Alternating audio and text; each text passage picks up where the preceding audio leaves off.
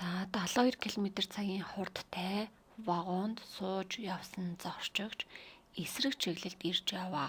Ийм урттай галт тэрэг 5 секундэд зүрхийг ажигласан гэж байгаа. За тэрний өсөг юм бэ гэхээр нэг ийм галт тэрэг ийш чиглэлтэй явж байгаа. За 72 км/цагийн хурдтай тийм үү? 72 км/цагийн хурдтай вагонд сууж явсан зорчигч. За тэр зорчигч нь хаана байх нь юус ямар ч хамаахгүй. За энэ сууж байгаа гэж үзье. Энэ зорчигч эсрэг чиглэлд ирж яваа. За ийм 150 метрийн урттай галт тэрэг 5 секундэд зүрхийг ажигласан гэж. 5 секундэд зүрхийг ажигласан. За тэр нь юу гэсэн үг гэхлээр за одоо харъя. За энэ хүүхэд энэ галт тэргийг яах нь хажуугаар нь 5 секундэд зүрхийг ажиглана гэдэг чи юу гэсэн хэрэг энэ галт тэргийг энэ хүүхдийн харалтаа ирэхэд энэ хүүхэд яах нь хажууд галт тэрэг ирсэн байна гэд хугацаагаа харах хэрэгтэй байхгүй юу? Яг энэ хүүхдийн харалтаа тийм үү? Хүүхдийн харалтаа ирэхэд хугацаа эхэллээ. Энд ирэхэд хугацаа дуусна гэсэн үг. Хүүхд өнгөрөхөнгүүт яах нь хугацаа дуусна. Тэгэхээр хугацаа хаанаас эхлэх юм хэр энд ирэхэд хугацаа эхлээд энд ирэхэд хугацаа дуусчихна гэсэн үг. За түр ингэж зурчээ. Тэнгүүд хугацаа хаана эхэлсэн бэ гэхээр энд эхэлсэн. Тийм үү? За тэнгүүд эндээс ингээ хүүхэд яг энэ чиглэлд ингээ харж байгаа учраас тийм ээ. За энэ галт тэрэгний хамгийн уртлын дуугыг дахиад харъя. Энэ хамгийн уртлын дууг энд ирэхэд яах нь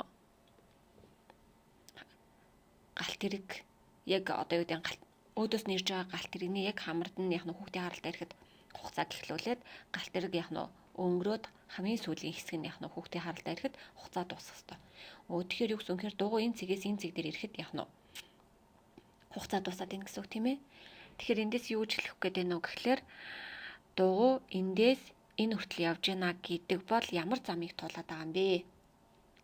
Гэхлээр энэ нөгөө нэг 150 м замыг яах нь туулаад байна гэсэн үг. Өөрөөр хэлбэл энэ дугуй энэ цэгээс эхлээд энэ цэг дээр ирсэн. Эндээс энэ хүртэл явсан.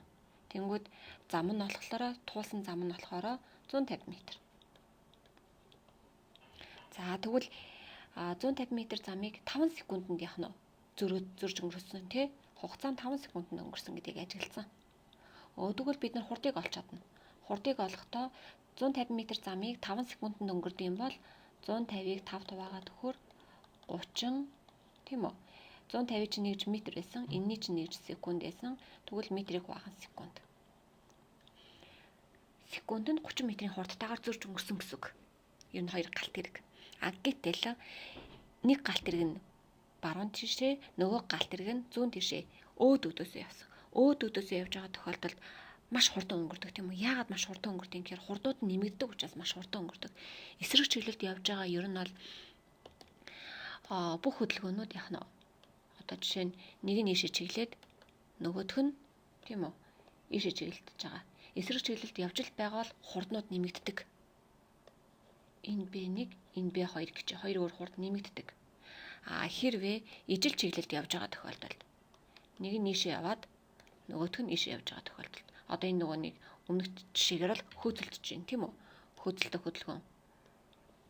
Эсвэл холдох хөдөлгөөн ч юм уу тий. Ижил чиглэлд явж байгаа тохиолдолд хурднууд болохоор хасагдж исэн.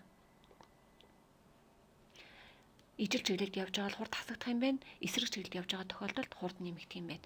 За энэ дээр бас ямар байж болох вэ гэхээр нэг нь ийшээгээ нөгөөх нь яах нь ийшээ чиглэлтэй бас байж болно. Тийм ээ? Энэ дээр мөн адил хурд нэмэгдэнэ. Чиглэл эсрэг л учраас яах нь хурд нэмэгддэг байх нь шүү дээ, тийм ээ? Доотлын жишээн дээр болохоор нэг нь ийшээ яваад нөгөөх нь мөн адил яах нь ийшээ чиглэлтэй ижилхэн чиглэлтэй байгаа бол хурд хасагдана. За тэгэхээр манай хоёр хөдөлгөөн ч болохоор нэг нь ийшээ чиглэлтэй, тийм ээ? Нөгөө галт тэрэг нь болохоор ийшээ чиглэлтэй. Хоёр өөр чиглэлд эсрэг чиглэлд хөдөлж байсан учраас хурд яах нь нэмэгдэх ёстой гэж яриад байна, тийм ээ? Хурд нэмэгдэнэ. Тэгэхээр нэгнийх нь хурд болохоор 72 км/цаг, нөгөөтгийнх нь хурд болохоор хэд юм мэддэхгүй байна. Тэгэхээр 72 км/цаг дээр нэмэх нь эсрэг галт тэрэгний хурдыг x гिचх юм бол x км цаг гिचх юм бол x-ийг нэмэнгүүт яах нь 30 гарах хэрэгтэй. А гэхдээ манай дээр бол 30 м/сек агаад байгаа юм байна шүү дээ, тийм ээ. Тэгэхээр 30 м/сек-ийнхаа бүгдээрийг км цаг руу шилжүүлж болно. А эсвэл 72 км цагийгаа яах нь м/сек руугаа шилжүүлж болно гэсэн үг. За тэгэхээр бүгдээрээ 30 м/сек-ийг шилжүүлэх гэж үзье.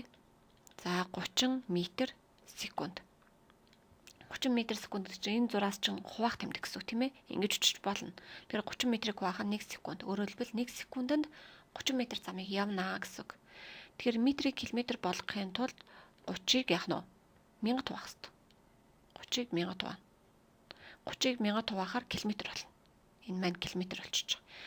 Секундыг яавал цаг болд юм бэ гэхээр секундыг 3600 хуваавал цаг болдог. Тэгэхээр энийг 3600 хуваа гэдэг чинь 3600-аар үржүүлээ гэсэн үг. Тэгэхээр эндээс би юу гэж хэлэх вэ гэхээр 30-ыг үржих нь.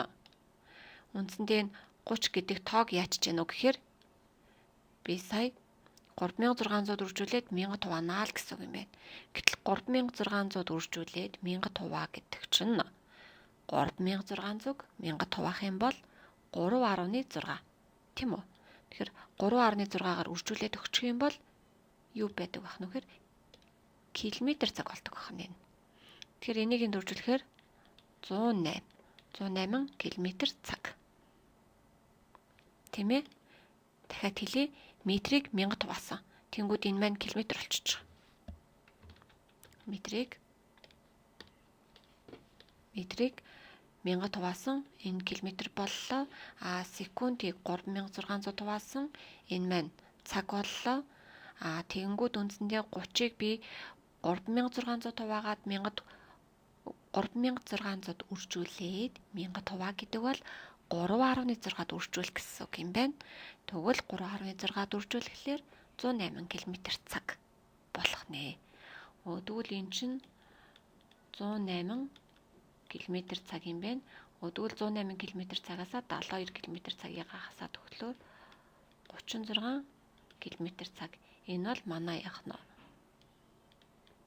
x буюу энэ хоёр дахь гал тэрэг ямар хурдтай явсан бэ гэхээр 36 км цагийн хурдтай явсан байх нэ.